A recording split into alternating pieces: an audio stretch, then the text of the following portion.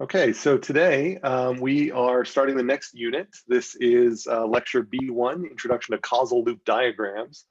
To get into this, I want to sort of motivate this by something that's kind of ripped from the headlines right now. So just as a show of hands, either in the chat or via the reactions that you can get if you mouse over the little Zoom box there, how many people have heard this phrase K-shaped recovery in the news? Are we going through a K-shaped recovery? I see a couple of no's, a couple of yeses. All right, so it's kind of a mixed bag here. Okay, so those of you who have heard about this, is anyone willing to explain what they think this term means? What does it mean to be a K-shaped recovery?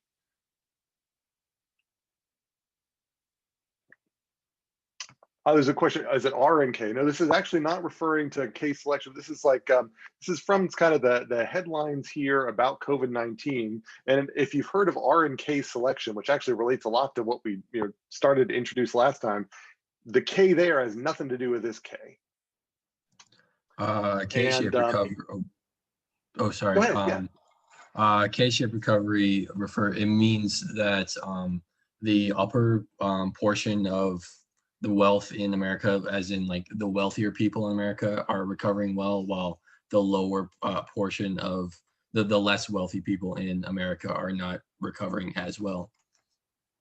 Great, I think that is a great summary of what a K-shaped recovery they're referring to. So what people have noticed is that, like, if the question is, are we in a K-shaped recovery? And so there's this graph here, which people sort of refer to. So you imagine before COVID-19, if you were to take two major economic sectors, one being, say, technology, retail, software services, maybe the top 1% or 3% of society, you take that group and you put them into one group and you just look at some sort of economic metric there of productivity there, and then you take everybody else and put them into another group, and maybe that group is certain industries like travel, entertainment, hospitality, or that might be people who make under a certain income level. But if you can split these things out and then plot their kind of how well they're doing before the recovery, their metrics might have been kind of matching.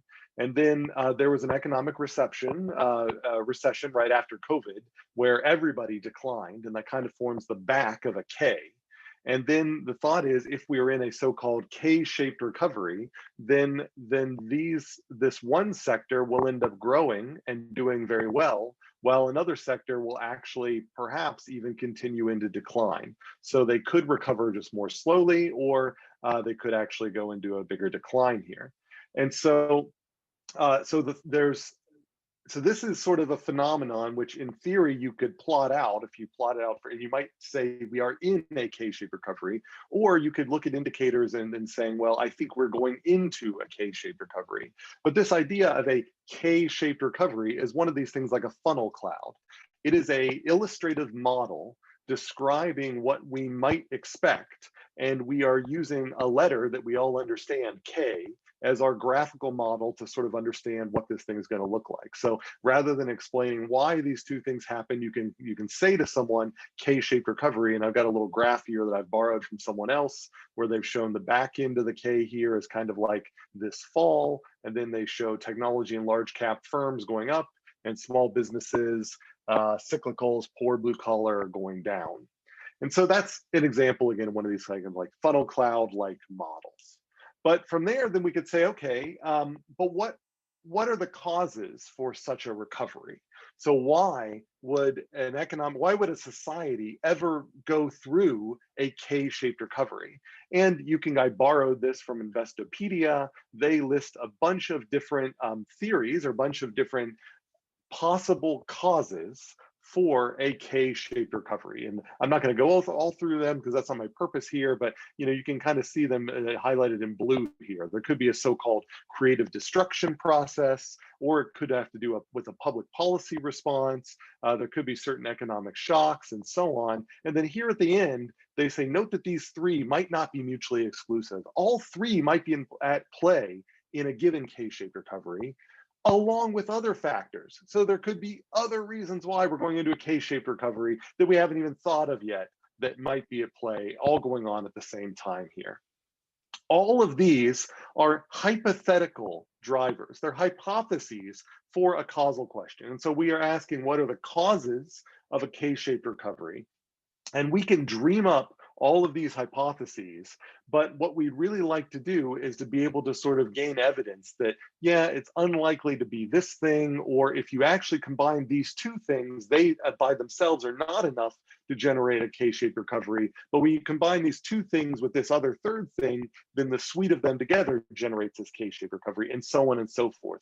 What we really would like is a more quantitative analysis of these possible hypotheses for a K-shaped recovery. So it would be great if we could build a model that A, generated a K-shaped recovery, and then B, allowed us to experiment with different things that were going on in the model to see if we could prevent a K-shaped recovery, if we could recover from a K-shaped recovery, and how we might go about doing that. And that goes along with kind of the strategic planning that was introduced last time. And so from last time, that's just kind of linking together from kind of like modern news right from the headlines to what we're trying to do, and how it relates to this fictitious fisheries model from last time.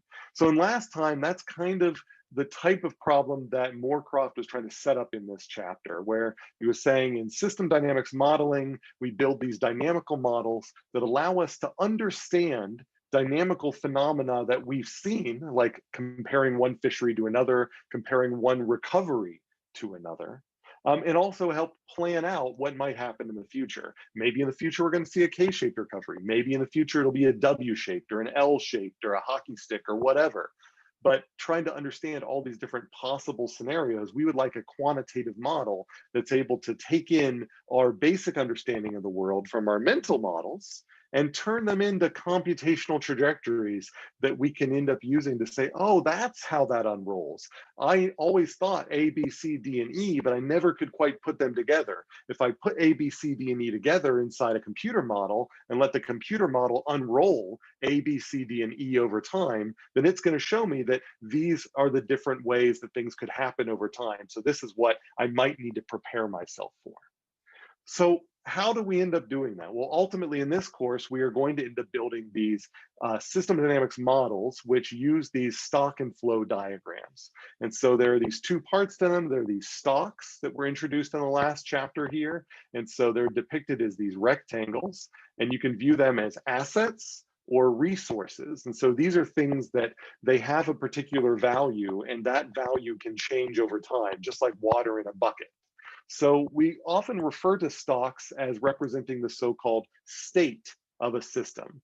They change over time and reflect the cumulative impact of the system's history.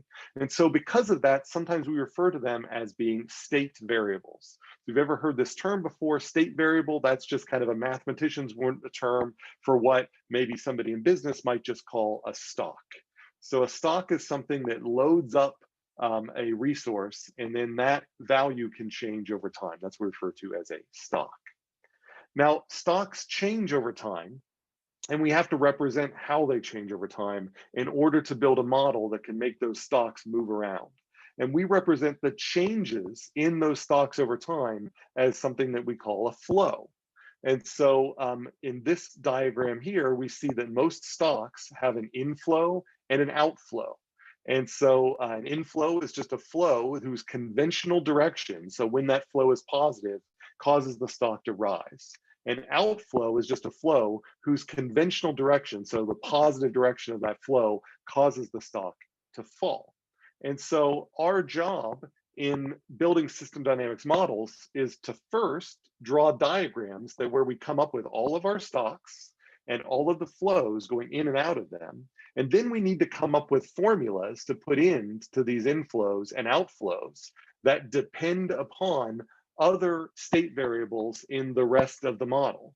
And so basically the state of the system elsewhere is going to determine how the state of the system here changes over time. And so behind the scenes, all these formulas that you put into here end up actually creating in the computer a calculus expression that looks a lot like the one down here. So whenever we see a diagram like the one above, where we've got a stock and a flow coming out and a flow going in, then what we've drawn in that diagram is the same thing a mathematician would write out with an equation that looks like this one, which might look like something you might have seen in your first calculus course in the, in a college level calculus course, where all it's saying here is that the rate of change over time of this stock is equal to whatever formula you put in for the inflow minus whatever formula you put in for the outflow.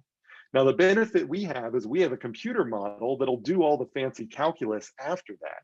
So effectively, all we have to do is put in these formulas. We don't have to worry about solving this thing, but we should know that whenever we draw a diagram like this, that's actually what we're building as one of these. So if we need to communicate with mathematicians, some mathematicians actually learn system dynamics modeling without these graphical front ends. They do it all down here. In theory, we can translate our models into their models if we know how to write the formulas this way. We don't ever have to solve the equations, but we can take a graphical formulation that looks like this and write it mathematically like this so that we can communicate with our mathematical colleagues. Likewise, if they hand us some ugly mathematical ordinary differential equation like this one down here, we should have the ability to translate that into a graphical model we can put into a computer. And that's what we're learning this semester. So once we're able to do that, we take all of these, so we're going to build these stocks and flows here, and our job will be then to determine first what stocks to put into our models. In the last last chapter, we talked about how Forrester wanted to model kind of the limits of growth in the world. And so Forrester focused on 5 stocks: population, pollution, capital, natural resources, and capital tied up into agriculture. And these 5 stocks were enough to represent what he felt were the kind of the main things driving the major indicators in the world. And he connected those 5 stocks together with this ugly web of connections. Now, this looks really ugly, and I'm not expecting you to understand this model. But what I'm hoping you'll see now, if you kind of squint at this model, is that there are only 5 rectangles in this ugly model here. Those are the 5 stocks that have been highlighted out here. And each one of them has kind of an old school, so this funny little diagram here, that's the way Morecroft draws the way Forrester draws his flows. So Morecroft drew them as little valves. So that's what they're supposed to look like here, like a little spigot that you turn on and off, like if you've got a spigot on the outside of your house, how you turn the flow on and off. Well, this is the diagrammatic version of that Forrester did here. So if you look kind of closely here, Forrester's just got a bunch of stocks that have inflows and outflows. And he's connected arrows indicating how each stock affects the inflows and outflows of every other stock. That's what we're learning how to do starting in this chapter. And so once you have all of that, then this ugly web of interconnections allows you to try out different scenarios. And so he was able to sort of instantiate the world in one particular way, where there was a certain resource extraction rate, there was a certain replenishment rate of renewables, et cetera, et cetera. And when you put all of those things in, then you end up getting a human activity curve that rises fast, but then collapses. But when he sets the world up slightly differently, you get a human activity that rises slowly, but then doesn't collapse. It almost sort of levels out.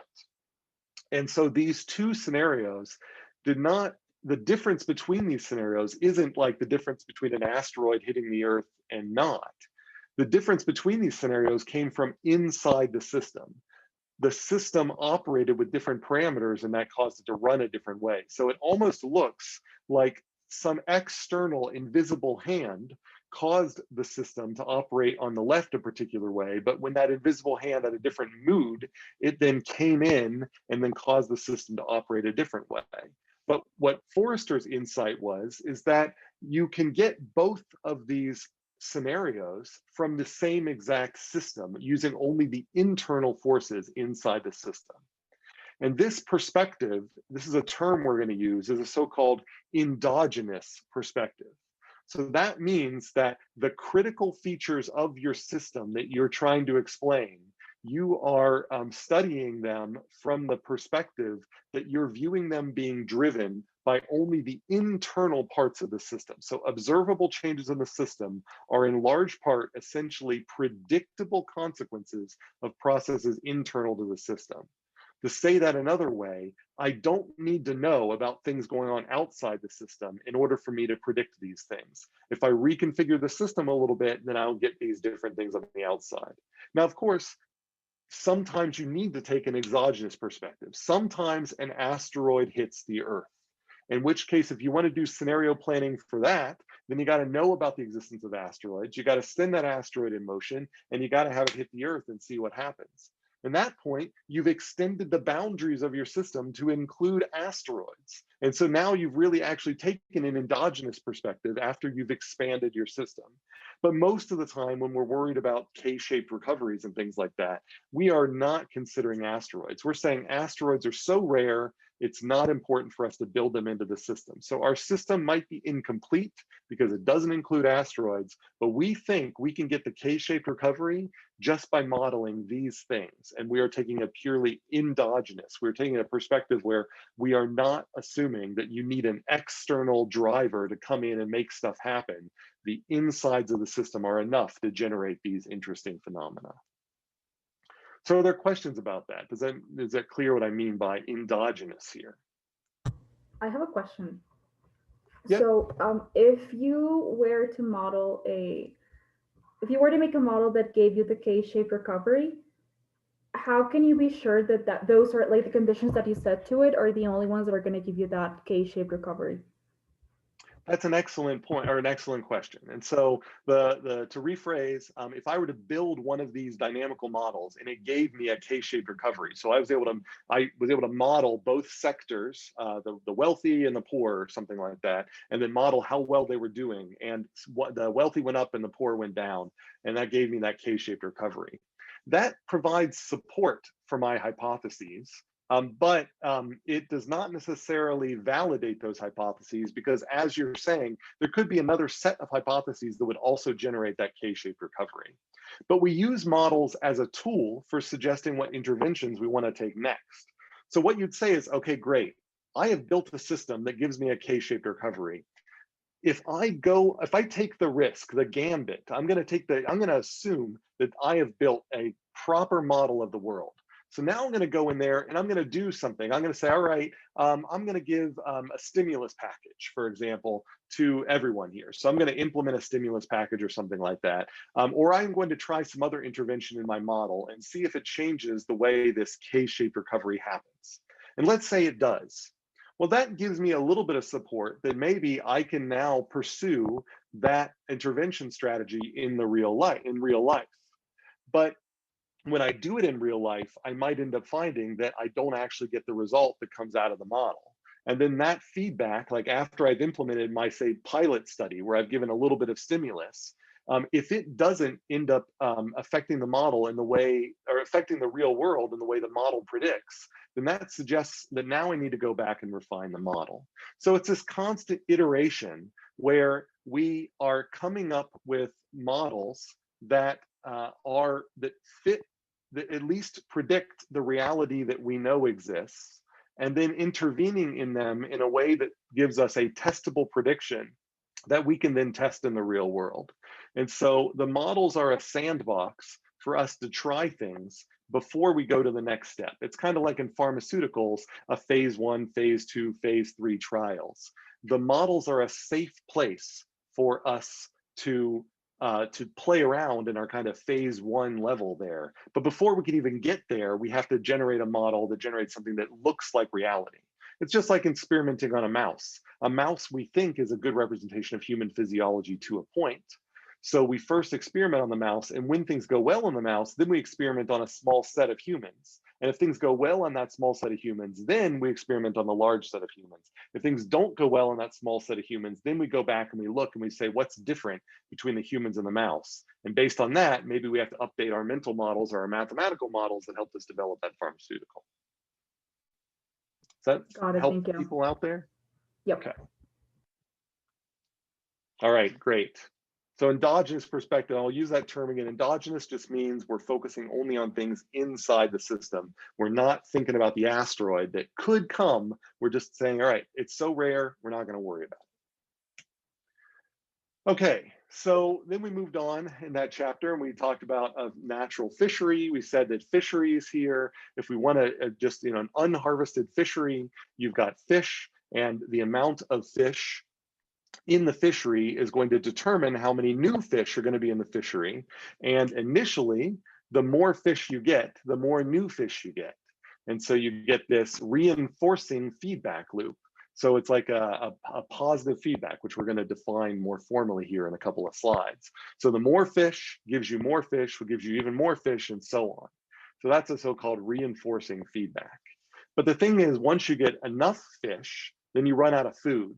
And so more fish becomes more competition, which means difficult to produce more fish. So you don't ever lose the amount of fish you have, but you don't gain that many more fish. And so you end up getting a so-called balancing feedback loop above a particular density. And so whenever you have one of these reinforcing feedback loops followed by a balancing feedback loop, then you get what is often called S-shaped growth. Which if you've learned about logistic growth, which is kind of like exponential growth that then gets rounded off at the top, logistic growth is a form of S-shaped growth, where you got reinforcing early and balancing afterwards. And so we often look for these two types of feedbacks together. And when we see those two types of feedbacks together, then we predict that we're going to get an eventual limitation effect. Or if we see a limitation effect in a trajectory, like if we see the economy rising and then leveling off, we might want to build a model that behaves that way. In order to give us an idea of what should be in our model, then we might say, well, we probably need a reinforcing loop, and then we probably also then need a balancing loop and need to couple those two together, and that will give us that S-shaped curve. The problem with this as it's drawn is that this diagram, if I just stare at it, unless I look at this complicated net regeneration curve here, looking at this diagram, it's not clear to me that I have two feedback loops interacting. All I see is one apparent feedback loop. So it's my claim that this is actually a really poor way to draw a model of population dynamics. And this isn't the common way we would typically draw that. There is an equivalent way to draw a fishery that looks like this, where we put the fish stock in the middle, and instead of just having a single inflow going into it, we have both an inflow of births and an outflow of deaths. And there is a way for us to break up that net regeneration curve into two formulas, one a death formula and one a birth formula. And this is stuff we'll learn how to do a little bit later in the semester when we get a little bit more advanced. But I can then, the advantage of if I can build a stock and flow diagram that looks like this one, then the beauty of this is that I can look closely here and my reinforcing loop has been separated from my balancing loop. So I have a single stock, and as it goes up, the births will go up. But as this stock goes up, so will the deaths. And so because deaths have a negative impact on the stock because they're an outflow, this will end up being a balancing loop. And because births have a positive impact on the stock, then this will end up being a reinforcing loop. But now when I stare at the stock and flow diagram, it almost pops off the page that I have two loops next to each other. And if I know what type of loops those two things are, I can almost immediately predict that I'm probably going to get an S-shaped growth curve even before simulating this thing.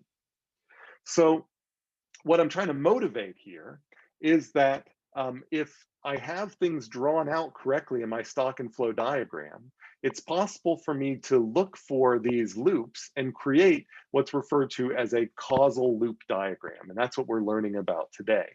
So causal loop diagrams, they get rid of the ugly calculus details and they break things into just the feedbacks. So find all of the places where there's a possible feedback and then label that feedback as being, say, balancing or reinforcing.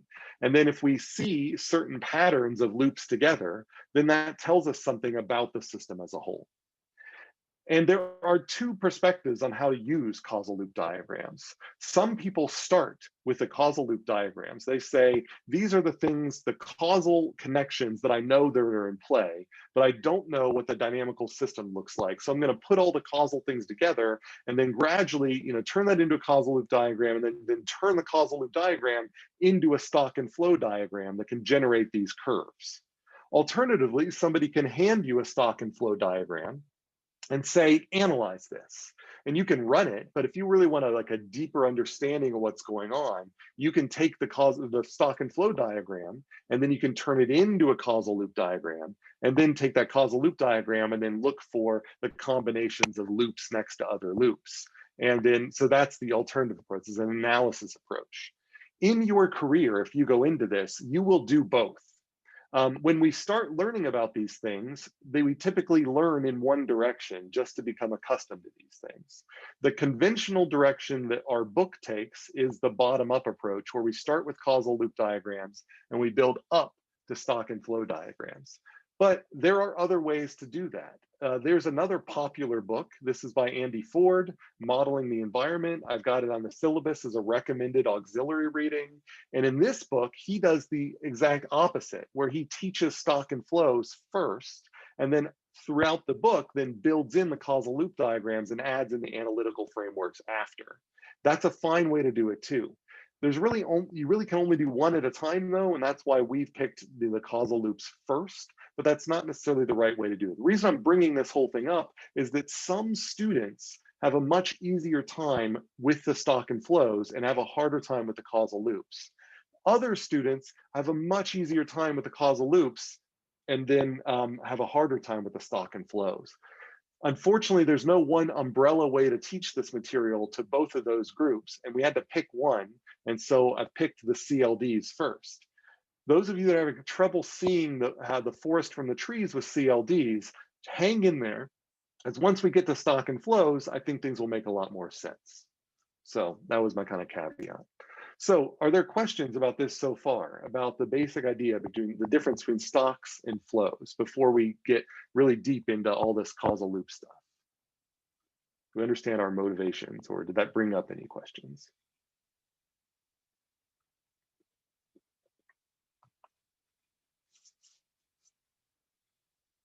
Okay. I will also check the question page online. And nothing there, great. All right, so now some terminology that we'll use all over these causal loop diagrams. And that terminology is about the two types of feedback. So everything in the left box are equivalent terms. Everything in the right box are equivalent terms. We can use them interchangeably. The book will use them interchangeably, and I will probably use them interchangeably as well, primarily just to give you practice in getting used to thinking this way. So on the left-hand side, we have these things called positive feedbacks, which are also known as reinforcing. If you've ever heard of a so-called snowball effect, that is another way to talk about a positive feedback. There are these two terms which sound opposing, vicious and virtuous cycle. They both mean the same thing from a dynamical systems point of view. A virtuous cycle is a positive feedback, but we often view it as a positive feedback that ends up being a good thing. A vicious cycle is another positive feedback, but it ends up being a bad thing. So for example, a virtuous cycle might be, every time you give someone a compliment, you feel, better about yourself, and it puts you in a better mood, which makes you more willing to give someone else a compliment. And that overall leads to better moods for you and better moods for everybody else. And so that is a virtuous cycle, but it has a positive feedback because as you do more of it, you want to do more of it. Alternatively, you could imagine every time you're feeling bad about yourself, maybe you eat something, but maybe as you eat something, it has an effect on your weight that you feel is undesirable, and that makes you feel bad about yourself, which makes you eat that again. And so that could lead to a so-called vicious cycle. And so both of those are positive feedbacks. But when they're used in a kind of a qualitatively good scenario or setting, then we view them as a virtuous cycle. When it's qualitatively bad, then we view it as a vicious cycle. So the valence kind of determines vicious or virtuous, but they're both, dynamically speaking, mathematically speaking, they're identical. There are notations we use. We might use a plus sign or the letter R for reinforcing. It's also common to use graphical indicators of these things. So when you're drawing your causal loop diagrams, your stock and flow diagrams, you'll end up throwing in these graphical indicators or these symbols that just highlight that you've drawn a positive feedback loop. And you might draw a snowball rolling downhill. That's what's going on here or down here. You might draw this exponential growth curve. That's what's going on here. Or you might just show these pluses with these clockwise or counterclockwise circles going around them. Whether they're clockwise or counterclockwise, you just want to match them up to how you've drawn your loops on your diagrams. Otherwise, the direction doesn't matter. Alternatively, on the other side of things, there's negative feedback. And so negative feedback is also referred to as balancing feedback or counteracting feedback. That's why the notations are a minus sign, a B for balancing, or a C for counteracting. There are symbols like a teeter-totter. It's a balancing feedback. It's staying in balance. There's this symbol here, which looks like it's decaying to a constant level. So it's like things were out of balance and then they came back into balance. That's also why you see here the scale here, things coming back into balance. So these are all notations for balancing feedback. Even though it's called a negative feedback, it's not a bad thing. So for example, your body regulates your temperature at roughly 98.6 degrees Fahrenheit. There is a regulatory system that holds your body at that temperature. We could draw out that regulatory system, and that process would be a balancing or negative feedback. So if your body temperature were to go too high, there are processes in place in your physiology that will bring your temperature down. If your temperature were to go too low, there are processes in your body that will bring your temperature back up. So they're constantly balancing. That's a good thing. So that is a case where a negative feedback can be a good thing. And very often negative feedbacks are a good thing. So the positive and negative has nothing to do with the valence here. It has nothing to do with how good or bad these things are. It has to do with the dynamical property of, are things growing or are things being regulated? Are there questions about that, about the difference between positive and negative here?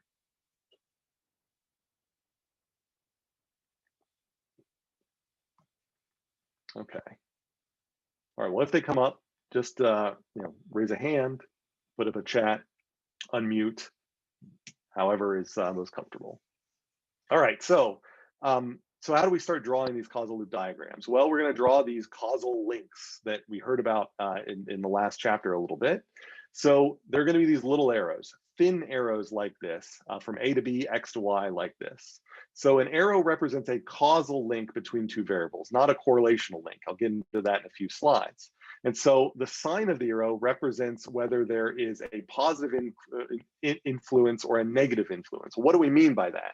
So up here, what this is indicating is A could be a variable representing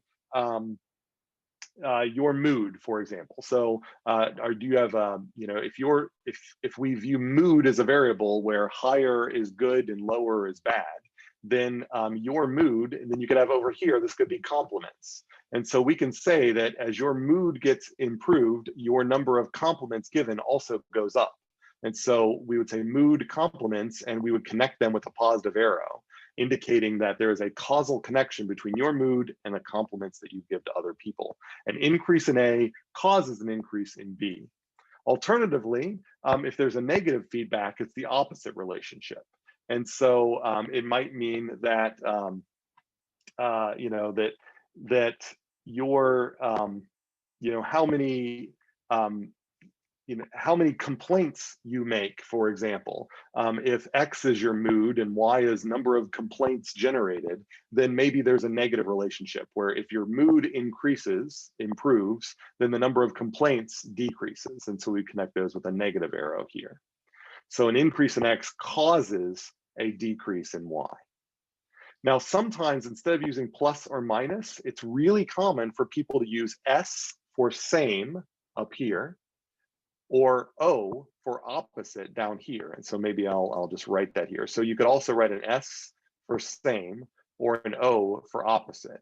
And those symbols just mean that along the link, there is an either equivalent relationship or, where they both do the same thing, or there's an inverse relationship where one goes up and the other one goes down. So an opposite relationship. So same is a sort of a synonym for positive, and opposite is a synonym for negative. Now, when you draw these things, you're going to have these complex connections like these, and it gets complicated because sometimes you'll have two things that are unlikely to be able to be changed independently. And you need to figure out, if I want to figure out what's the causal influence of C on X, I need to somehow forget that there is a causal influence of B and A on X. So in other words, what I'm trying to say here is I need to think about the effect of on X of only increasing C, even if I know that in reality, increasing C might actually have a different influence on B. So it might be that increasing C will increase B, which will have a decreasing influence on X. But if I somehow imagine myself in a world where C and B are not linked together, then I can say, well, if I increased just C independently, what would happen to X? And it might be that increasing C alone would increase X. Now, in the real world, when I connect everything together, then the positive influence of C on X might be washed out by the negative influence of C on B on X. But we don't want to we don't want to assume that that's going to ultimately give us a net influence that's negative. We kind of want to let the modeling do that for us. So we just say, if only C were to change and nothing else were to change, even if in the real world C and everything else are coupled, if only C could magically change on its own, what would be the effect on the thing at the arrow end of the causal link? That's the important thing. The other thing we can embellish on these arrows is we can add delays. And so not only can we say that something has a positive influence on something else or a negative influence, but we can say that that influence happens after some delay. And that's really important because sometimes you can get apparent sign changes just through a delay. So for example, in water temperature here, if you get the flow of hot water in your shower, how does that relate to water temperature? So this is if you turn up the flow of hot water in your shower, you might expect that as you turn it up, immediately you're going to get an increase in water temperature. Now, ultimately, that might be what happens. But if there's a huge delay, then as you turn up that, you might just happen to notice a decrease in water temperature because you're experiencing an effect of a previous change in that flow of hot water. And so this delay here can make the causal connections appear to be a different sign. And that will totally change the dynamics of these systems. But you have to kind of imagine, what is the ultimate effect if I sort of forget about this delay? So what is the kind of intended effect? Well, if I increase the flow of hot water, if the delay were to go to 0, then I know that the water temperature would go up. So even though the effect isn't immediate, I know that the effect sign should still be positive, even if there's a giant delay in between them. So these are the two ways we indicate delay on these links. All right, so before we get into loops, are there any questions about how we annotate these links? Plus and minus, or S and O, and this delay.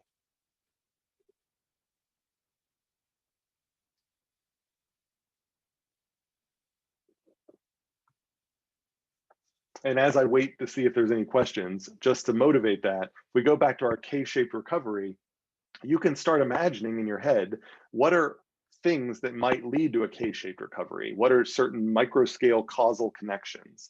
And you can think that, oh, well, certain tech companies have more access to a certain thing. And that, you can imagine creating these strings of causality that are going to end up separating the way the dynamics of these two groups work and putting all these things in.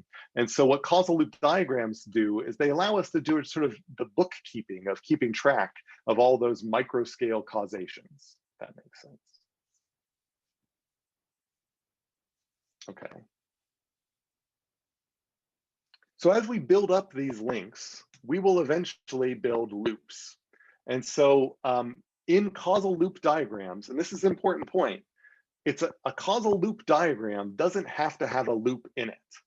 The purpose of a causal loop diagram is to find loops. That's why the loop is in the middle of it there. You can have causal loop diagrams with no loops. You can just draw everything out and say, huh, there's no feedback. There are no loops anywhere.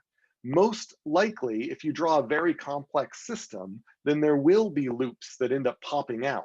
But the purpose of a causal loop diagram is to find the feedbacks where they might be hidden. And we will see some examples in a couple of slides where there are some kind of hidden feedbacks that might be hard to see until you draw it out. Okay, so when you draw these things out, you're going to get these things, these loops right here. And so whenever you see a loop, and by a loop, what I mean by that is you start with one variable and you follow its causal links around, and there is some path which gets you back to that variable. Now, as you're walking around here, you can count the number of negative links. So in this case, there is one negative link right here. So there's a single negative link. And that single negative link there is going to mean that this loop here is going to be a negative feedback loop, otherwise known as a negative feedback loop or a counteracting feedback loop. So this, an odd number, 1, 3, 5, is negative feedback. An even number, including 0, is going to be positive feedback. And so usually we label these loops in the middle here. So you can see that this guy's got an odd number, one single negative here. So this has got only 1. And so that's the reason why it's negative. But this one's got 2 negative links. And because there's 2 here, that's an even number, then that's the reason this is a positive feedback. So you might say, well, why? Why are we just arbitrarily counting the negative links? And to understand that, what we want to do is think about what happens when we unwrap one of these loops. So we're going to take a loop like this and just unwrap it from one variable back to itself. And so I just unwrapped this thing so that here's A here, and then I go through all the links back to A. And what I see after I unwrap that loop, I create a kind of a fictitious linear causality from A to kind of a future version of itself. Then what I end up seeing is that the directionality of the causations kind of multiply. So the idea here is A has a positive impact on B, and B has a positive impact on C. Well, that means that implicitly A has a positive impact on C. Because if A goes up, B goes up, and then if B goes up, C goes up. So basically I could short circuit that and say if A goes up, C goes up. But if C goes up, A goes down. And so that ends up negating whatever the previous trend was. And so if A is going up here, I know that C is going up, but that ultimately is going to lead then to the next A going down. So if I were to try to short circuit A's influence on a future version of itself, it would end up being negative. So A has a negative impact on itself. Now, if I were to inject an additional negative link in here, then that would end up flipping the signs back again. So if actually the connection between B and C were negative, then A going up would cause B to go up. B going up would cause C to go down, but then C going down would cause A to go up again. So ultimately, A's influence on itself would be positive. So when you get an even number of negative links in series with each other, then their net effect is a positive. And so that's why when we count all of the links, then the influences, you kind of keep track of as you're going down, are we currently at an upward influence or a downward influence? And that's the same thing as kind of imagining a +1 or a -1 on every link and multiplying all of those out. And so in the end, if you have an even number of links or an even number of negative links, then the total product is going to be 1. And if you have an odd number of negative links, then the total product is going to be -1. All right, that can be a little abstract, Does that make sense? Are there questions about that? The reason why we count the number of negative links.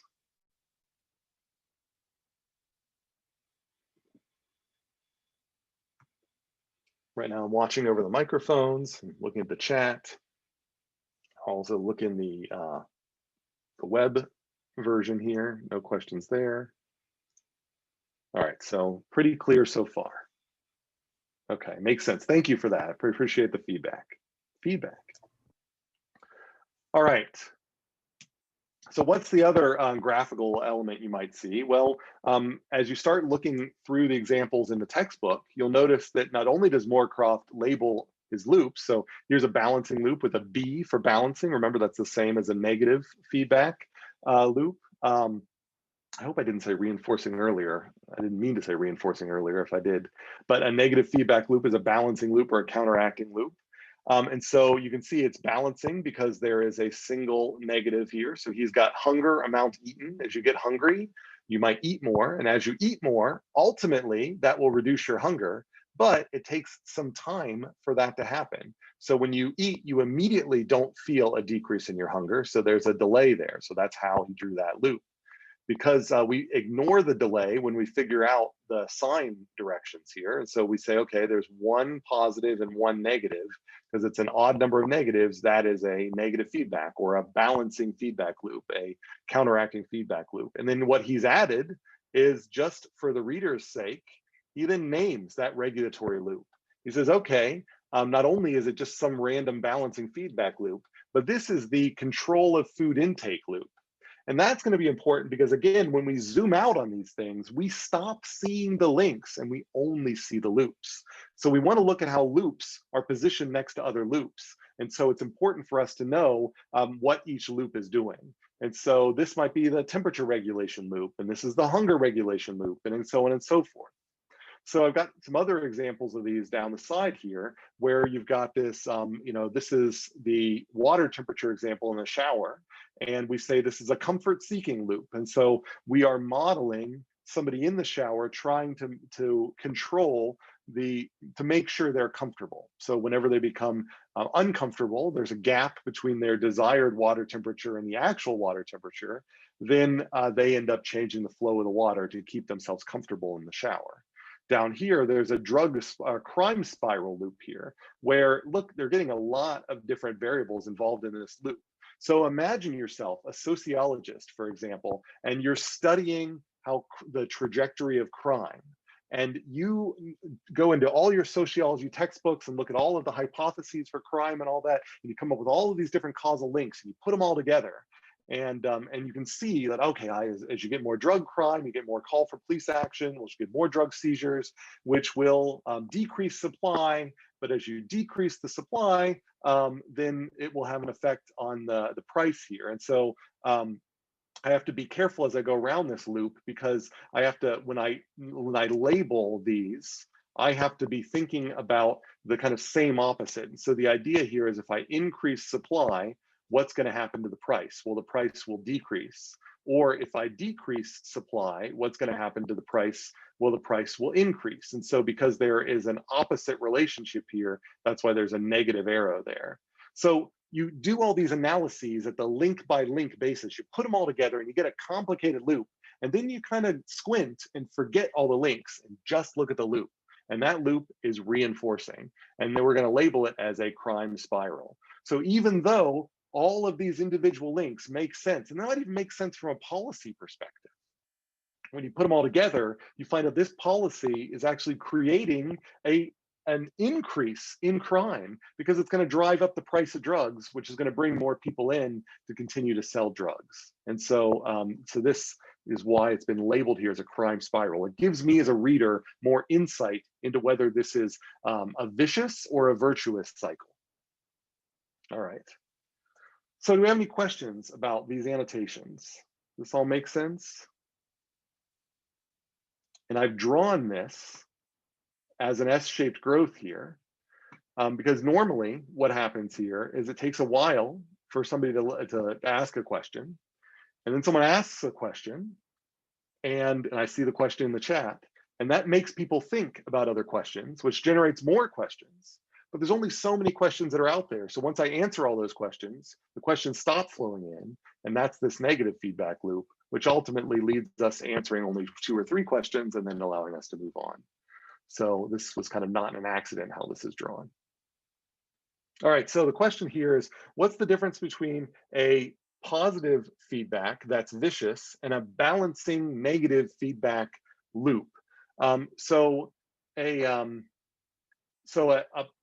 again, vicious just means positive and but a good outcome that's positive. Like when you ask a question that gives makes other students think of questions that they would like to ask, I would say that is a virtuous cycle. But if let's say we're in class and somebody asks a question and they raise their hand and they ask a question so vigorously that it makes other people feel uneasy for asking their own question, then that's actually more of a negative feedback loop. But I wouldn't call that a vicious cycle, even though the effect is negative, because dynamically it isn't a growth process. And so growth processes that are good are virtuous. Growth processes that are bad are vicious. But a negative feedback is not necessarily good or bad. And I would say most negative feedbacks are good because they're often regulating behavior to some set point, if that makes sense.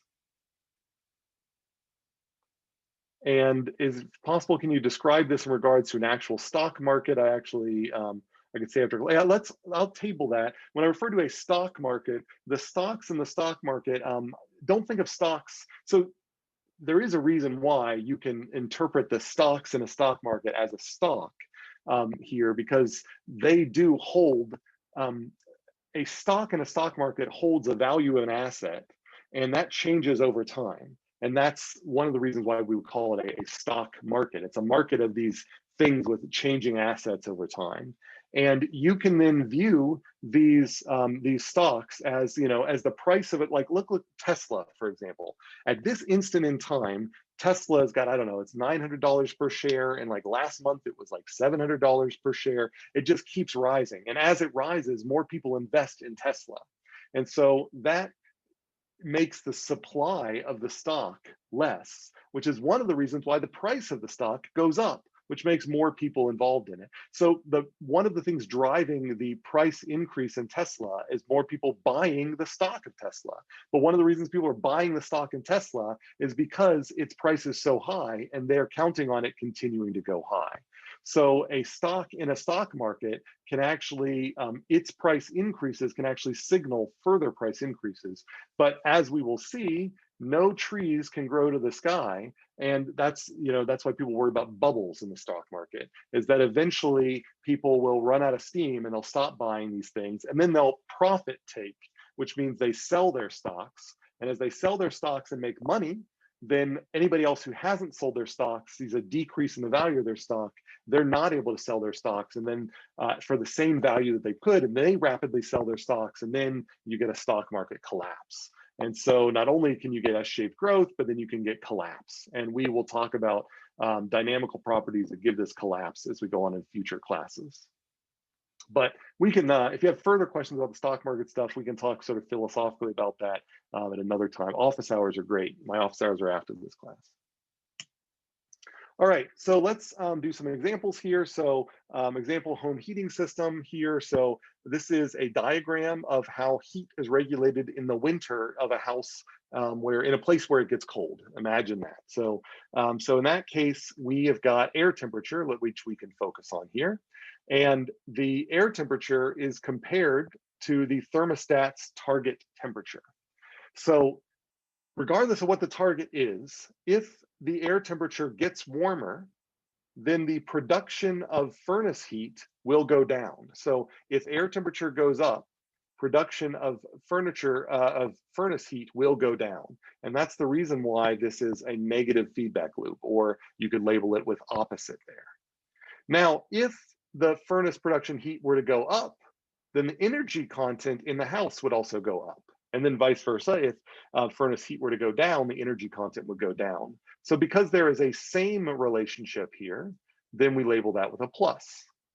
Now, as the energy content in the house goes up, so will the air temperature. Or the other way around, if the energy content in the house goes down, the air temperature will go down, which is why this has got a plus here, which is why this is the same. So then I notice that I have a loop. And this loop, chick, chick, chick, those three things together, there's only one negative, and that's why this is a negative feedback loop. On the other half of it, air temperature, as the air temperature in the house goes up, you then create a larger difference between the house and the outside environment. And that creates a greater flux of heat out of the house. So as in you get an increase in air temperature here, you get an increase in heat loss. And so this increase in heat loss is represented by a same relationship or a plus. As you get more heat loss to the outside environment, you suck energy out of the house. So with the increase in heat loss, you get a decrease in energy content. And that's why there's an opposite arrow here.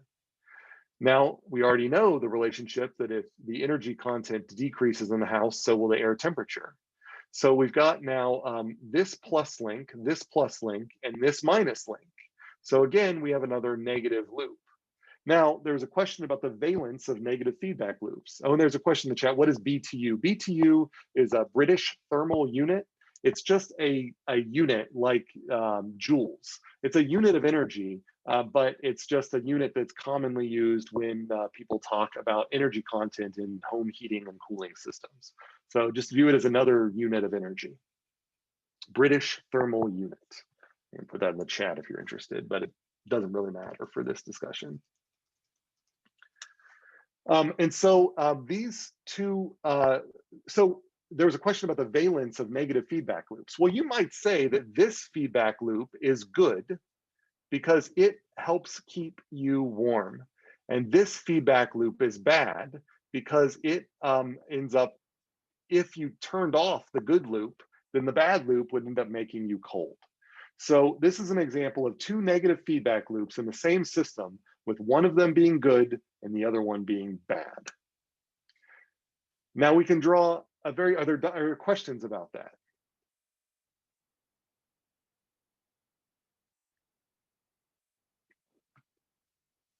Okay.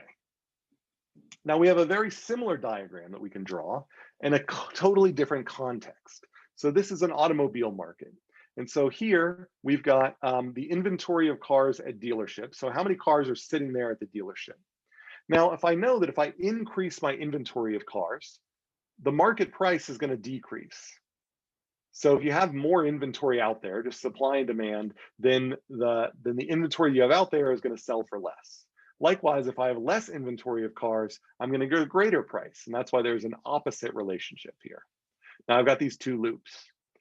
If I increase my market price, then the car makers are going to love that. They're going to say, great, cars are selling for more, let's increase production.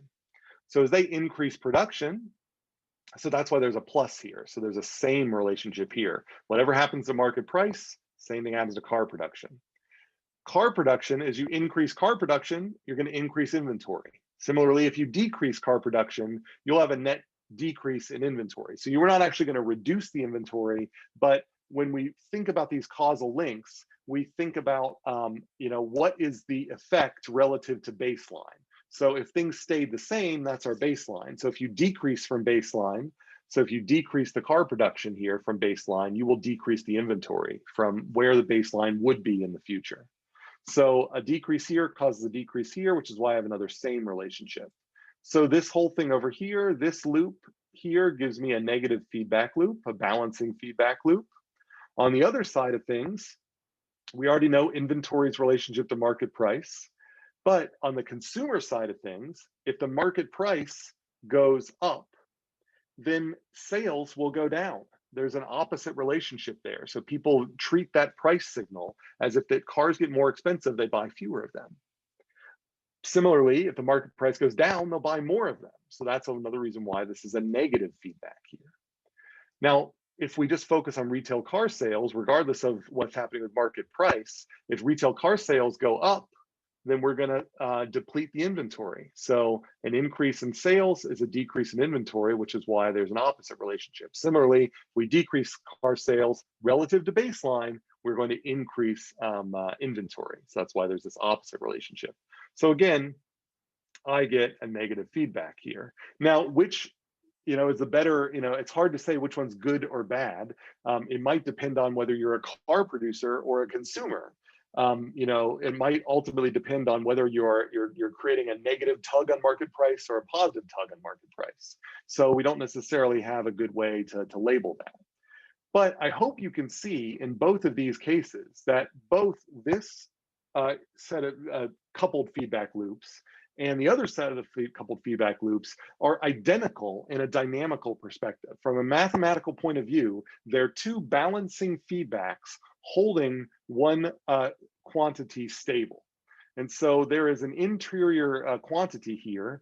So in this case, it might be air temperature, or it's really anything in the middle here. So you could view the energy content or the air temperature as being held constant, or you could view the inventory or the market price being held constant. And meanwhile, in the struggle to hold that thing constant, there are these two competing balancing feedback loops that are going crazy. And they are creating perpetually unmet goals out at the periphery. So the furnace heat that there, in the winter, your furnace will keep turning on. Even if your temperature seems to stay constant, in order to keep it constant, your furnace is going to have to keep turning on. And likewise, there's always going to be heat leaking out of your house. So even though your temperature is constant, its stability is at the cost of energy constantly being pumped out of your furnace and out into the outside environment. And so that sounds like a bad thing. So that's all I'm going to say. There's a perpetually met goal here, a perpetually met goal there. Similarly, on the car dealership here, even though I'm holding the market price constant, in order to do that, in order to deal with the depleting inventory, we have to keep producing cars. We also have to keep selling cars. So there's always constant sales and there's always constant production, even though the inventory appears to stay stable. There's always a certain number of cars in the parking lots of these car dealerships. We refer to this together when you put two negative feedback loops together, linked by a stable quantity, as escalation behavior. And so in the case of escalation behavior, again, the valence is unclear. On the left, we view escalation behavior as an engine of waste because it's constantly generating heat that is just getting wasted by going in the outside environment. So we would like to sort of insulate our houses to make the balancing feedback loop on the right more and more negligible, but we could never get rid of it completely.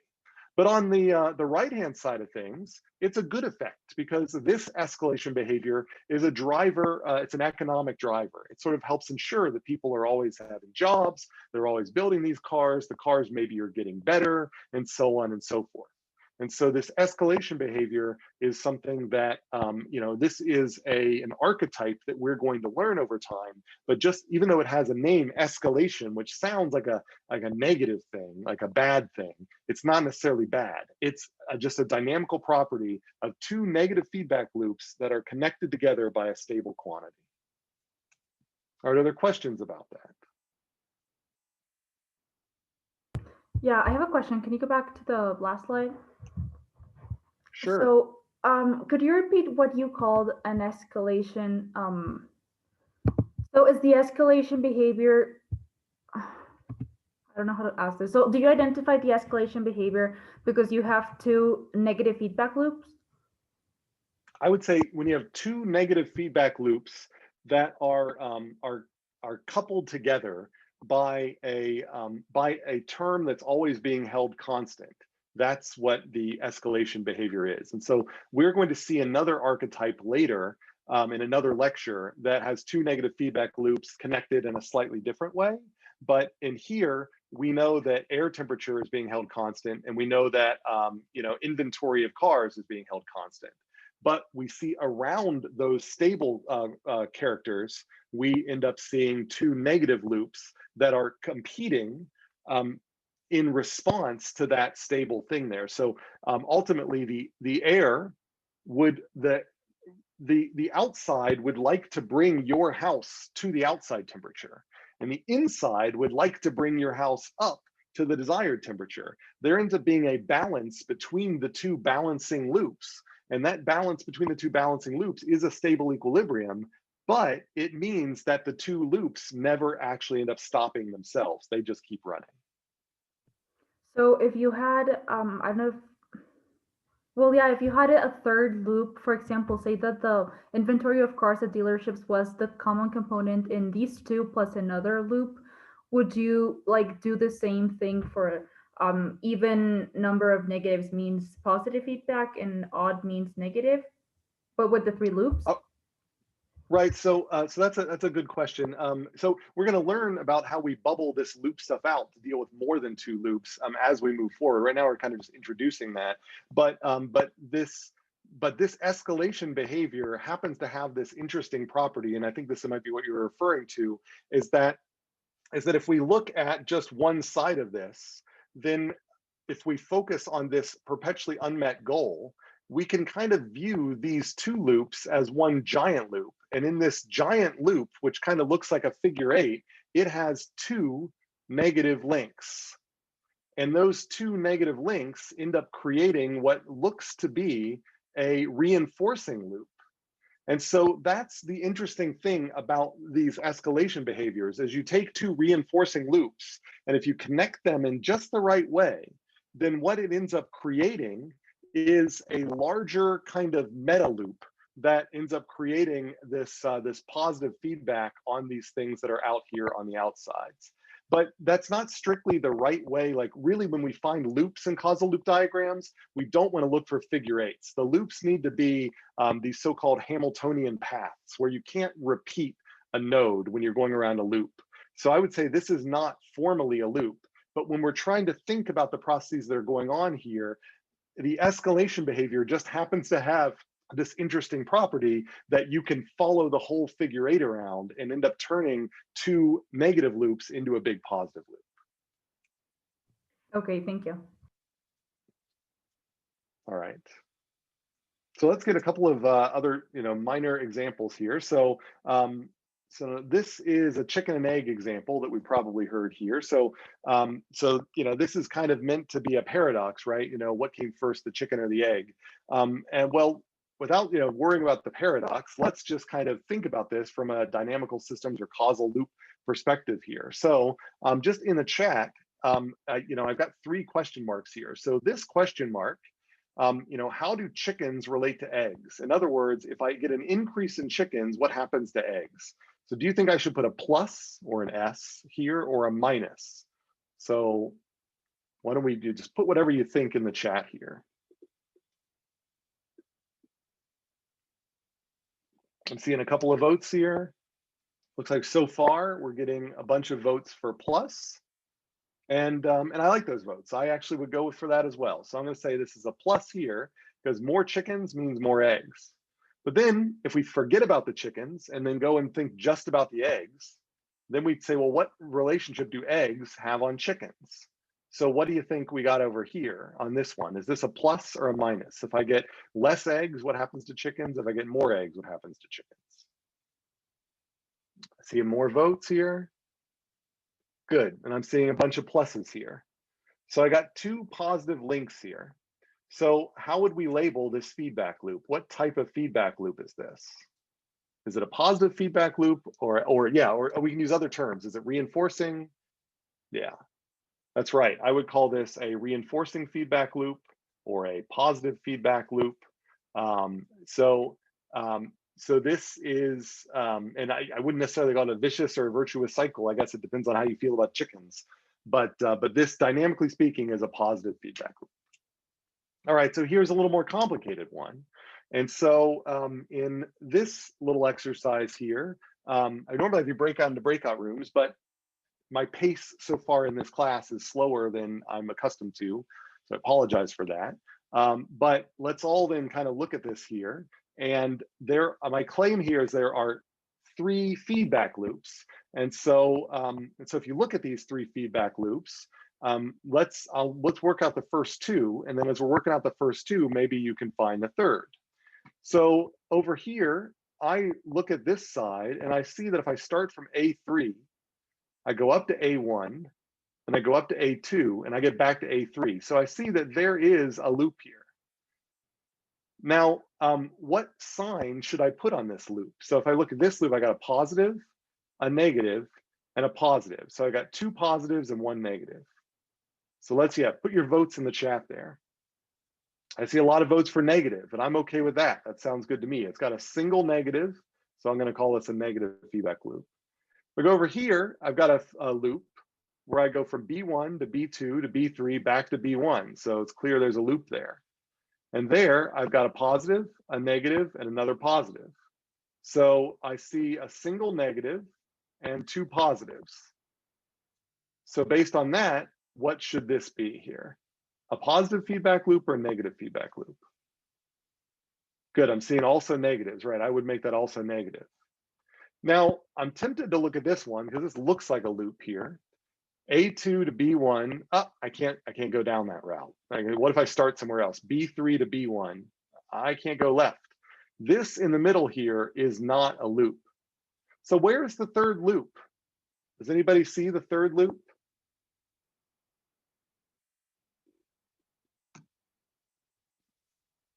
That's right, all the way around.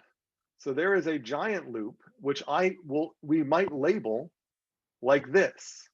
Now we put the label in the middle, but we're just hoping that the educated reader will know that we're not referring to this thing because that's not a loop. There's a loop if I go from A1 to A2 to B1 to B2 to B3 to A3 to back to A1. And if I go around all that, I got a positive, a positive, a positive, oh, 1 negative, 1 so far, a positive, a second negative. So I have 2 negatives around that loop. So what type of loop is that outer loop? Positive, right? So I have a positive feedback here.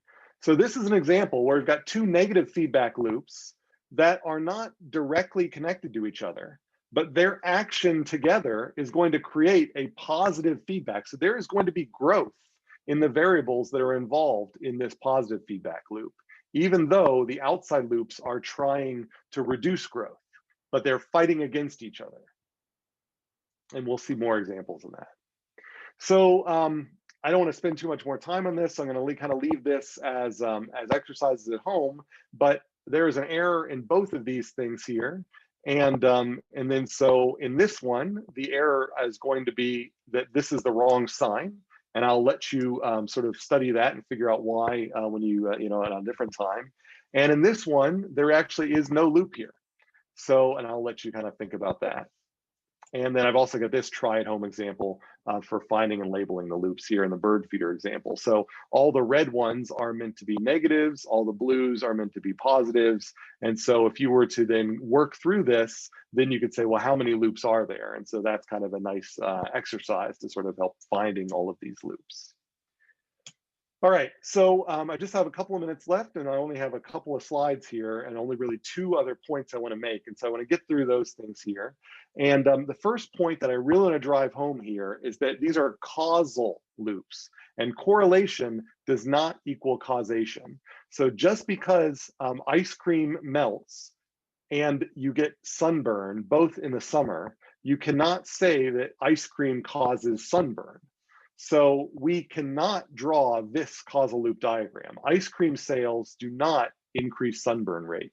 Those 2 are correlated, but they don't have a causal relationship. Instead, they have a common cause. As the average temperature increases, then ice cream sales go up. And as the average temperature increases, sunburn rate goes up. So those 2 have a common cause. So this is the correct causal loop diagram. And this one up here is not correct. So this is incorrect because you've depicted a correlation as causal. So you really need to have confidence that you found a causal relationship. The other thing I want to mention here is that you have to be very careful about your variable names with these things. You want them to be nouns or noun phrases. So the problem in the one on the left here is that these are verbs. And so it's hard to say because we want the verb to kind of be loaded up into the arrow. And so here we've got like too many actions going on. So instead you get rid of those verbs and you put nouns or noun phrases on the edge. And then that way the verb is kind of tied up in the link or in the causal link. Similarly, you want them to have a clear sense of direction. And so feedback from boss is a lot less clear as to, well, what does it mean when I increase feedback from boss?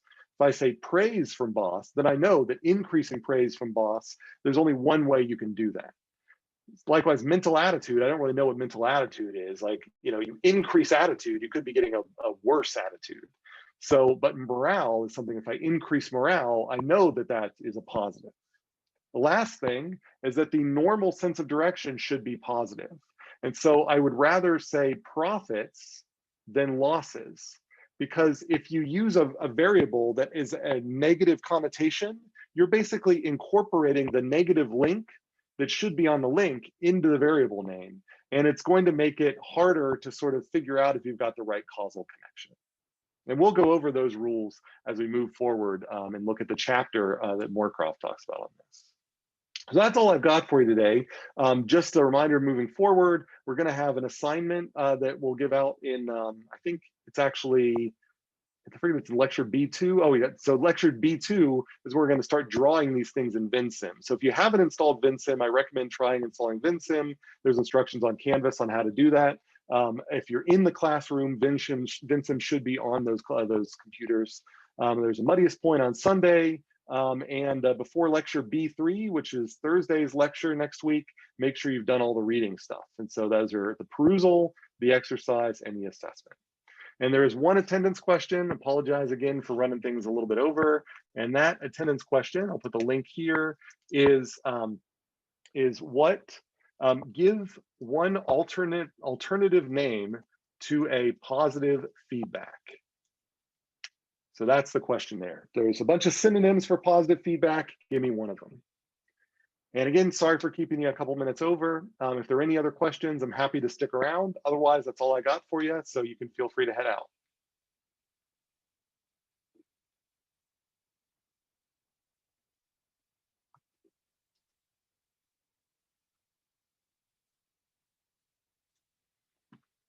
Thanks for your attention and your patience.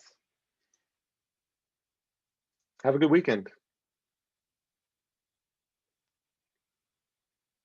And for those hanging out here, I do have office hours starting, I think, around now. So I'll be flipping over to that room if you have any other questions.